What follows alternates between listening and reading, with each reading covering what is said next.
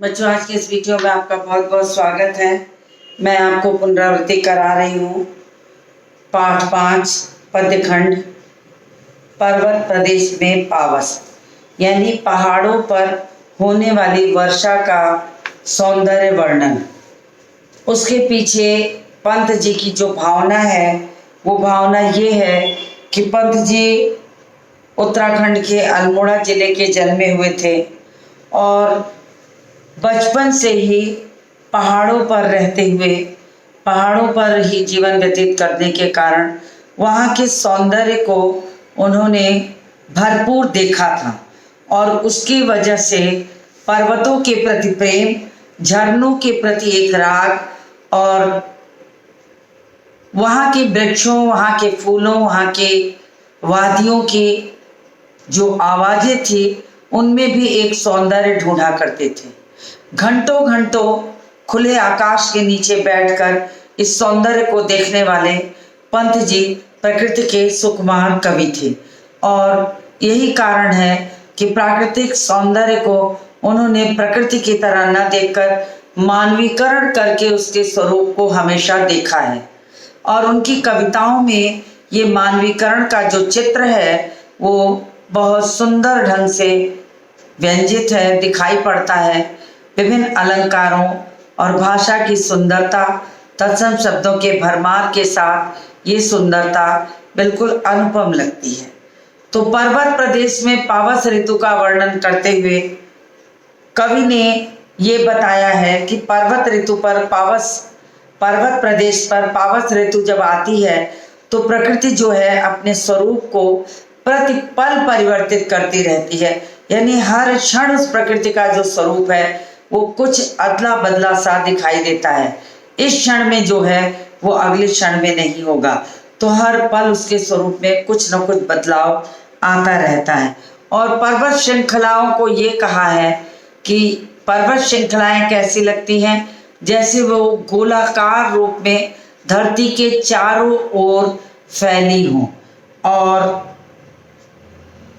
अपने विशाल स्वरूप को, अपने विशाल रूप को अपने चरणों पर बने हुए जो तालाब हैं उन तालाबों के स्वच्छ जल में, दर्पण के समान जल में अपने स्वरूप को देख करके प्रसन्न होता है, मुदित होता है।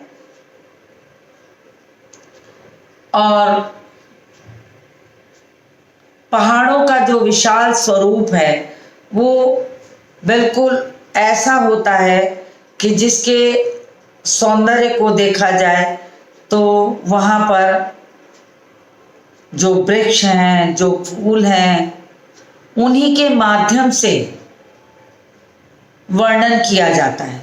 जैसे इस पाठ में दृघ सुमन फाड़ करके जो पहाड़ों पर उगने वाले जो सुंदर रंग बिरंगे फूल हैं उनको आंखें बता दी गई कि वो पहाड़ों की आंखें हैं और उन आंखों के माध्यम से पर्वत जो है अपना सौंदर्य झील के स्वच्छ जल में देखता है, दर्पण के समान उस जल में देखता है।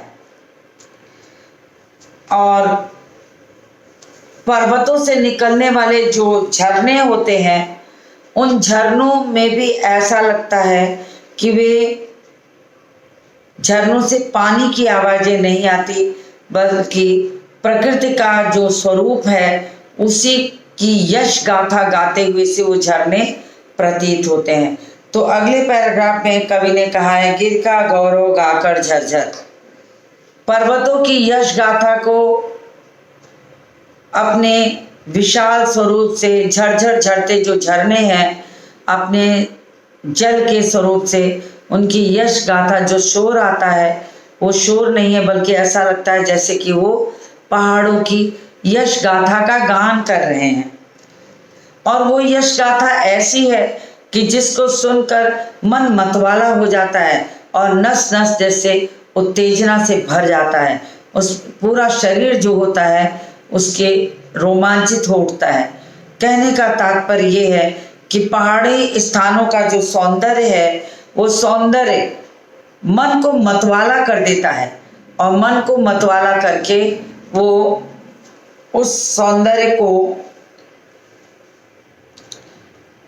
नस नस में एक नई उत्तेजना भर देता है। पहाड़ों की ऊंचाई से गिरने वाले झरनों के जो जल होते हैं वो ऐसे लगते हैं पत्थरों से टकराकर मोतियों के समान ऐसे बिखरते हैं जैसे मोती की कोई लड़ी काफी ऊंचाई से छोड़ दी गई हो और अपने पारदर्शी स्वरूप से वो मोती की लड़ियां बिखर करके चारों ओर फैल गई हो। यानी झरने का जो जल है उसके मोती की तरह उसकी बूंदों में जो पारदर्शिता झलकती है, जो सूर्य की रोशनी चमकने पे सतरंगी रंग की जो मोतियां दिखाई पड़ती हैं, वो ऐसा लगता है कि झरनों से जो झाग भरे जल हैं बह रहे हैं उनमें वो मोती की लड़ियां पड़ी हुई हैं। अर्थात कहने का तात्पर्य क्या है कि पहाड़ों के झरने मोतियों की लड़ी के समान श्वेत, साफ सुथरे और सुंदर दिखाई पड़ते हैं। फिर कहा है इन्होंने आगे, गिरिवर के उर से उठ उठकर उच्च आकांक्षाओं से तरवर है झांक रहे नीरव नभ पर अनिमेष अटल कुछ चिंता पर। अब गिरिवर के उर से उठ उठकर, गिरिवर यानी पर्वत, गिरिवर का मतलब होता है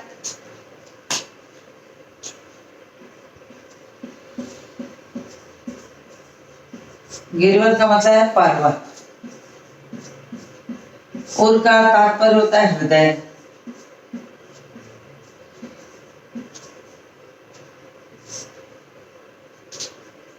गिरिवर के उर से उठ उठकर उच्च आकांक्षाओं से तरवर, उच्चाकांक्षाओं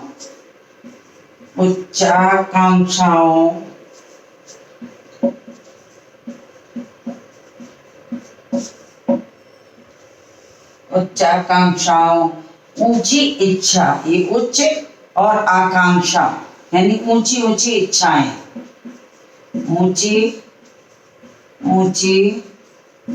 इच्छाएं यानी आपकी जो बड़ी बड़ी इच्छाएं होती हैं उनके लिए कहा है उच्चाकांक्षा।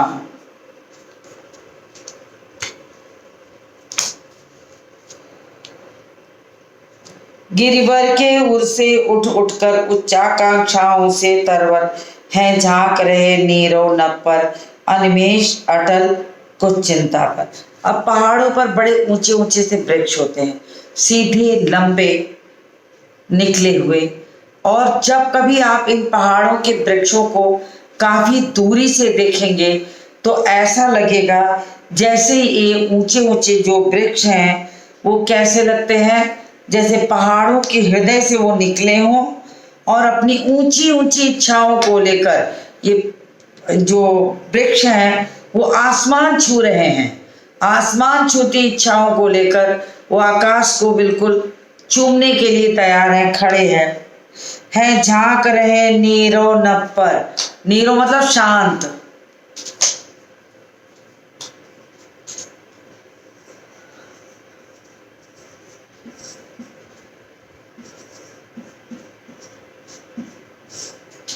तो है झांक रहे नीरो नभ पर। वो वृक्ष कैसे लगते हैं, दूर से देखने पर ऐसे लगते हैं कि आकाश में बिल्कुल छू ली गए। तो क्या कवि को लगता है जैसे वे शांत मन से अपनी ऊंची ऊंची इच्छाओं को ले करके वे आकाश को निहार रहे हैं, देख रहे हैं। कैसे देख रहे हैं, अनिमेष, अनिमेष यानी अपलक, जब पलक ना झपकाई जाए, अनिमेष। जो कुछ इसमें कठिन शब्द हैं संस्कृत तत्सम के, वो मैं लिख दे रही हूं।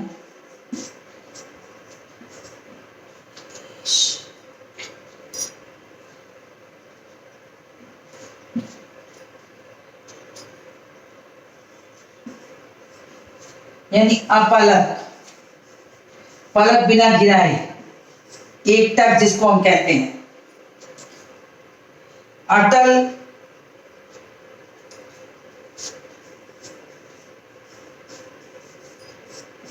स्थिर,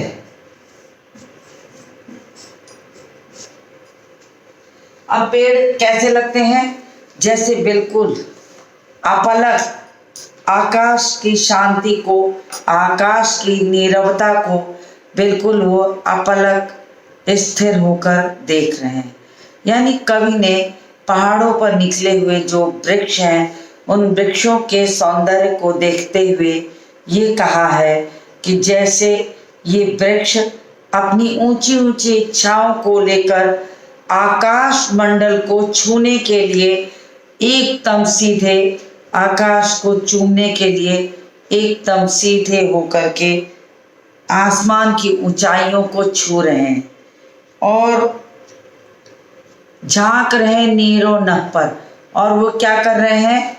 शांत आकाश में से देख रहे हैं। कैसे देख रहे हैं? अनिमेष, बिल्कुल अपलक होकर, एकटक और कुछ चिंतित। ऐसा लगता है कि जैसे उन्हें कोई चिंता हो, शांत हो, अपलक हो और कुछ चिंतित से दिखाई पड़ते हैं। तो कवि ने यहाँ पर प्रकृति की सुंदरता का बड़ा मनोहारी वर्णन किया है। झरनों की तुलना मोतियों की लड़ियों से की है, जहाँ की उपमा अलंकार हो गया।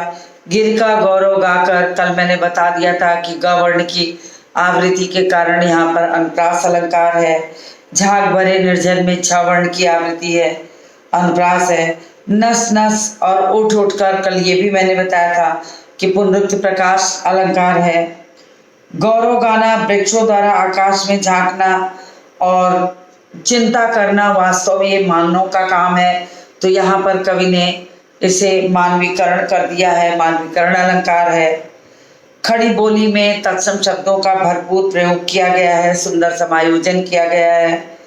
काव्यांश सरस और प्रवाहमय भाषा के साथ इसमें एक सरसता, एक मधुरता दिखाई पड़ती है, एक संगीतात्मकता का भी गुण है। चित्रात्मक शैली है। चित्रात्मक शैली कहने का मतलब कि कवि ने वहाँ के प्राकृतिक वर्णन को बड़े सुंदर ढंग से आंक करके, चित्रित करके, शब्दों में पिरो करके परोसा है, दिखाया है। तो ये इसी को कहते हैं चित्रात्मक शैली। तो इतना सुंदर वर्णन किया है।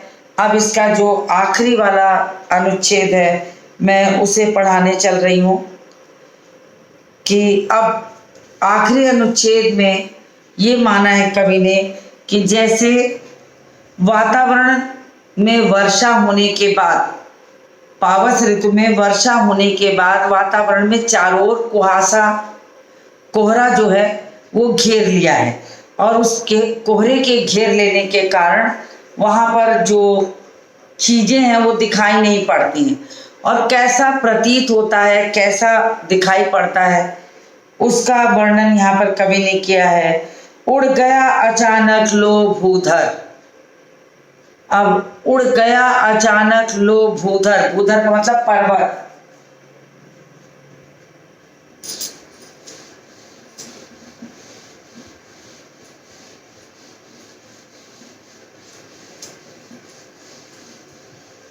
उड़ गया अचानक लो भूधर।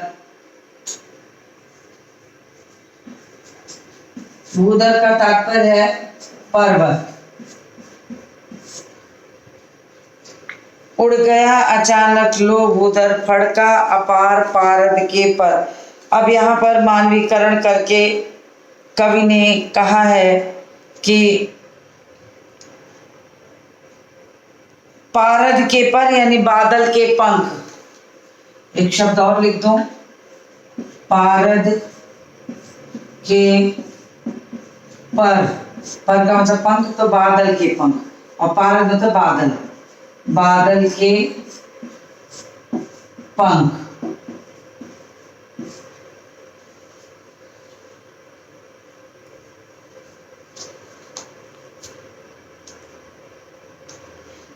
रव शेष रह गए हैं निर्झर, है टूट पड़ा भू पर अंबर।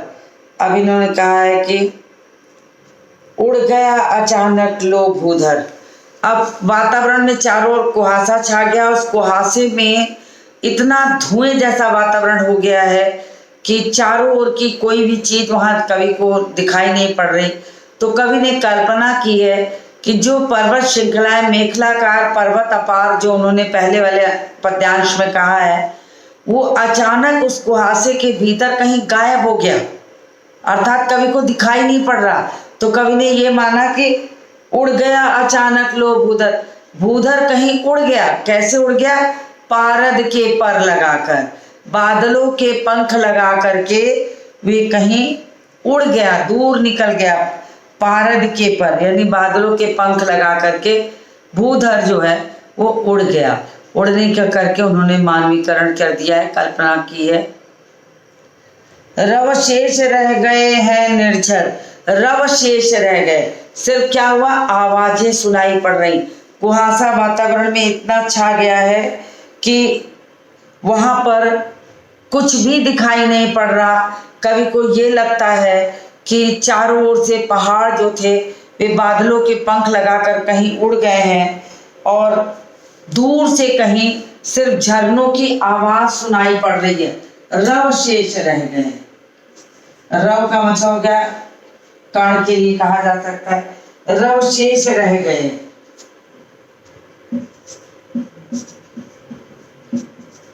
यानी सिर्फ आवाजें शेष रह गई हैं, आवाजें बची हैं। अब कुहासे में सिर्फ वातावरण में चारों ओर छाया हुआ है, कहीं कुछ दिखाई नहीं दे रहा, न पर्वत न झरने, सिर्फ झरनों की एक आवाज कान में कहीं पड़ रही है। तो रव शेष रह गए हैं निर्झर, निर्झरों के यानी झरनों के की जो आवाजें हैं सिर्फ वो शेष बची हैं, वो दिखाई पड़ रही हैं, वो सुनाई पड़ रही हैं। है टूट पड़ा भू पर अंबर, और कैसा लग रहा है कि जैसे टूट पड़ा भू पर अंबर, भू मतलब धरती और अंबर मतलब आकाश। आकाश जो है वो जैसे धरती के ऊपर टूट पड़ा हो। कहने का तात्पर्य, जब आप किसी दूर दराज क्षेत्र से दूर कहीं देखेंगे तो आपको एक स्थान ऐसा दिखता है जहां पर ये लगता है कि धरती और आकाश मिल गए हैं। अब कवि ने कल्पना की है कि वातावरण में चारों ओर कुहासा छा गया है, उस कुहासे में कहीं कुछ दिखाई नहीं पड़ रहा है, कुछ भी नहीं समझ में आ रहा। तो उसे ये लग रहा है कि अभी जो पहाड़ों का जो मेखलाकार स्वरूप था वो आखिर गया कहाँ? क्योंकि उन्होंने पहले अनुच्छेद में कहा है कि मेखलाकार पर्वत अपार, कि चारों ओर करधनी के आकार के विशाल विशाल पर्वत जो है वो फैले हुए हैं, और अचानक उस कुहासे में वो पर्वत कहाँ चले गए? तो कवि ने कल्पना की कि पारद के पर, बादलों के पंख लगाकर वो भूधर कहीं उड़ गया, कहीं दूर निकल गया, कहीं चला गया, और झरने भी नहीं दिखाई पड़ रहे। झरने भी नहीं दिखाई पड़ रहे तो झरनों की क्या, सिर्फ आवाजें कान में पड़ रही हैं कि रव शेष रह गए हैं निर्झर, निर्झरों के झरनों की आवाजें गिरने की, पानी के कलरों की आवाजें जो हैं वो बिल्कुल गूंज रही है, वातावरण में सुनाई पड़ रही, मगर वो झरने कहीं भी दिखाई नहीं पड़ रहे।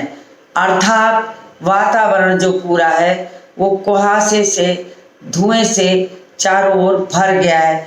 ऐसा लग रहा कि धुआं से भर गया है चारों ओर, वातावरण में अब कुछ भी दिखाई नहीं दे रहा। और टूट पड़ा भू पर अंबर, आकाश जो है वो भी जैसे धरती के ऊपर टूट पड़ा हो, अर्थात धरती और आकाश एक से दिखाई पड़ रहे हैं कवि को। उसके समझ में नहीं आ रहा कि कहाँ तक धरती है और कहाँ आकाश है। तो इस कल्पना को कवि ने बड़े सुंदर ढंग से व्यक्त करते हुए लिखा है। फिर आगे उन्होंने कहा है कि धस गए धरा में सब है शाल। देखिए धरा एक शब्द, यहाँ पृथ्वी के तमाम पर्यायवाची शब्दों का प्रयोग करके कवि ने लिखा है। धरा का मतलब धरती, धस गए धरा में सभय शाल। अब एक शब्द आया है सभय। अब देखिए सभय, भय का मतलब होता है डर। स उपसर्ग लगाया गया है, स उपसर्ग के कारण ये स उपसर्ग है जिसको हम कहते हैं सहित। सहित यानी भय सहित, भय।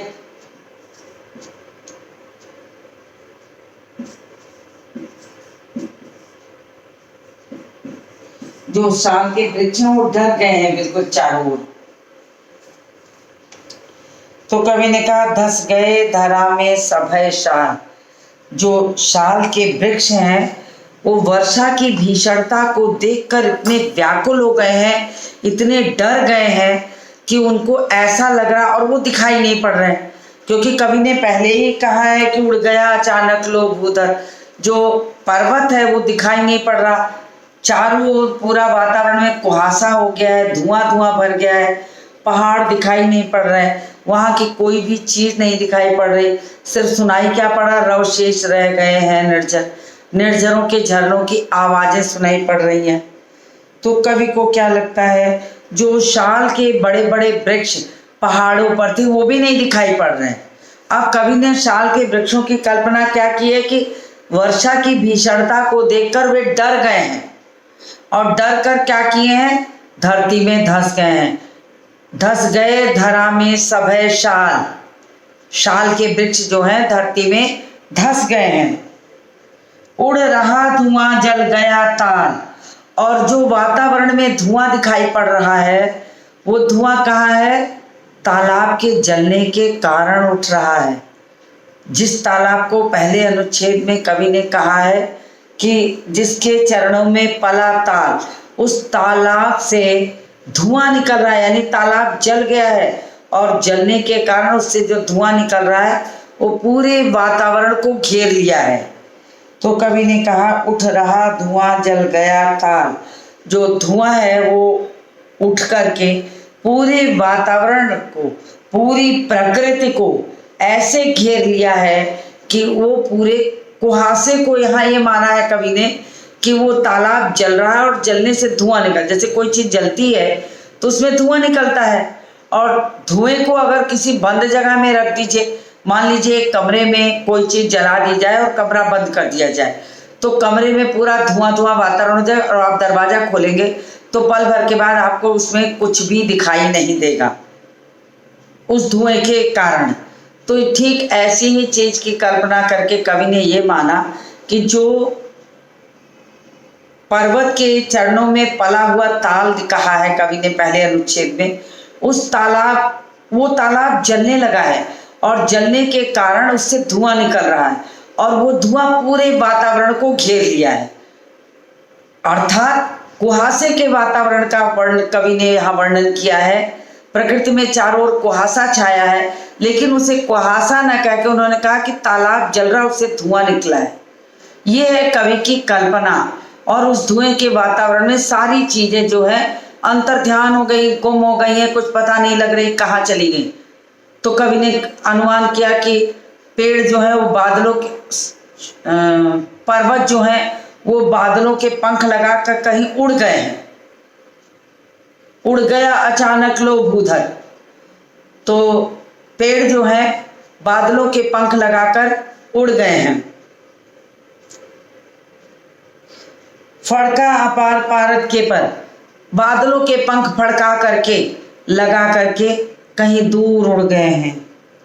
और तालाब का धुआं जो है वो वातावरण को चारों ओर से घेर लिया है।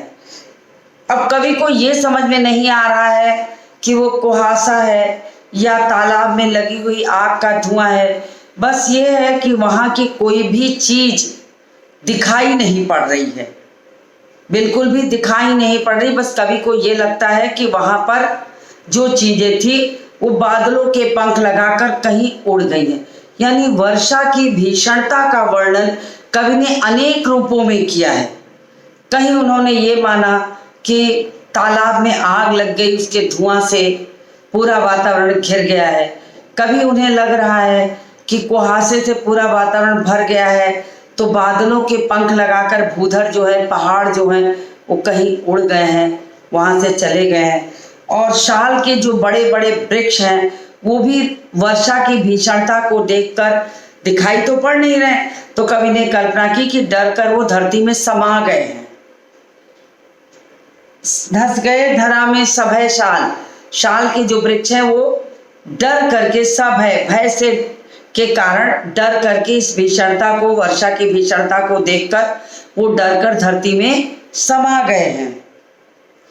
और उठ रहा धुआं जल गया ताल, और धुआं ऐसा उठ रहा है, तालाब ऐसा जल रहा है कि जिसके धुएं से पूरा वातावरण जो है घिर गया है, कहीं कुछ भी दिखाई नहीं पड़ रहा। यूं जलद यान पर विचर विचर था इंद्र खेलता इंद्रजाल। जलद यान, जलद भी कहते हैं बादल को।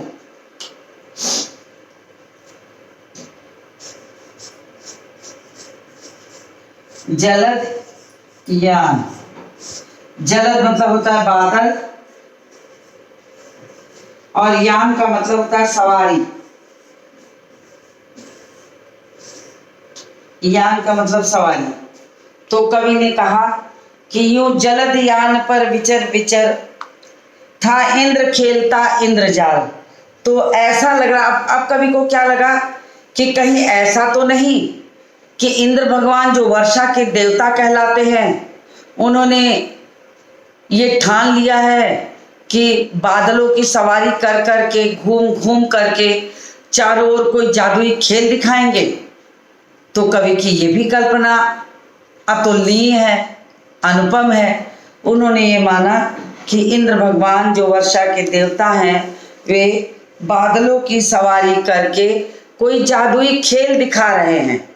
ये वर्षा नहीं है, ये प्रकृति का ये स्वरूप नहीं है, बल्कि इंद्र भगवान का एक जादुई खेल है जो कि प्रकृति में दिखाई पड़ रहा है, जिसके कारण जो प्रकृति है पल पल परिवर्तित प्रकृति वेश, जो प्रकृति का जो एक एक क्षण में जो वहाँ का स्वरूप बदल रहा है, वो खुद से नहीं हो रहा, बल्कि इंद्र भगवान के जादुई खेल के कारण हो रहा है। ये कवि ने कल्पना की है। तो वर्षा ऋतु का जो वर्णन कवि ने यहाँ पर किया है वो बिल्कुल अतुलनीय है, अनुपम है, अनोखा है। तो पर्वत प्रदेश में वर्षा के समय बादलों का जो अलग रूप होता है, उसे कवि ने अनेक रूप में देख करके कहीं उसे ये माना है कि कुहासा है, कहीं उन्हें लग रहा है कि बादल आग तालाब के जलते हुए धुएं से पूरा बादल बनकर घिर गया है, भय के कारण सारी चीजें वहां गायब हो गई हैं, और शाल के वृक्ष, ताल, झरने सभी मेघाच्छादित हो गए हैं, बादलों से घिर गए हैं, दिखना बंद हो गए हैं, केवल पानी के गिरने की आवाज सुनाई पड़ रही है। तो बड़ा ही सुंदर ढंग से वर्षा ऋतु का वर्णन कवि ने यहाँ पर किया है। कवि ने केवल प्रकृति के प्रचंड भाव को बड़े सुंदर ढंग से निरूपित करके एकदम सटीक भाव का चित्रण अपने शब्दों में किया है, और शब्दों में क्या कहना चाहिए, तत्सम शब्दों के माध्यम से उन्होंने भाव को और गंभीर बना दिया है, सुंदर बना दिया है, अत्यंत बारीक चित्र खींचा है। चित्रात्मक शैली के माध्यम से प्रकृति के सौंदर्य का बिल्कुल महीन बारीक चित्र खींच के आंखों के सामने जैसे वो दृश्य दिखाई पड़ता हो, दृश्य का बिंब विधान दिखाई पड़ता हो, उसका वर्णन किया गया है। और धस गए धरा में ध वर्ण की आवृत्ति के कारण अनुप्रास अलंकार है। विचर विचर में पुनरुक्त प्रकाश अलंकार है। उड़ गया अचानक लो भूधर, उठ रहा धुआं जल गया ताल में, अतिशयोक्ति का भी वर्णन है, बात को बहुत बढ़ा चढ़ा के कहा गया है। जलद यान, जलद रूपी बादल रूपी यान यानी बादल रूपी सवारी, यहाँ पर रूपक अलंकार हो गया। अब भाषा की बात करें तो भाषा बिल्कुल सरल है, भाव के अनुकूल है, सुंदर है, प्रभावी है, तत्सम सुंदर शब्दों का प्रयोग है। टूट पड़ा भू पर अंबर, अर्थात आसमान धरती पर टूट पड़ा है। आसमान टूटना मतलब एक तरीके से मुहावरेदार भाषा का भी प्रयोग किया गया है। मूसलाधार बारिश को उन्होंने आसमान टूटने के अर्थ में कहा है, तो ये भी एक मुहावरेदार भाषा का प्रयोग करके भाव की अभिव्यक्ति कवि ने की है। तो जिस प्रकार सुमित्रानंदन पंत जो है वो प्रकृति के सुंदर कवि हैं, उन्होंने उतना ही सुंदर वर्णन यहाँ पर पर्वत प्रदेश में पावस कविता में किया है, जिससे बिल्कुल देखकर ये लगता है कि हाँ, वास्तव में प्रकृति का जो सौंदर्य वर्णन पंत जी कर सकते हैं वो किसी के वश में नहीं है। यानी उनकी रगों में वो चीज बाल्यावस्था से घुली हुई थी, जिसके कारण उनके शब्दों में वो सारी चीजें दिखाई पड़ती हैं। तो मुझे उम्मीद है कि ये कविता आपको अच्छी तरह समझ में आ गई होगी। तो आज के इस वीडियो को मैं यही समाप्त करती हूँ और मिलती हूँ आपसे अगले वीडियो में।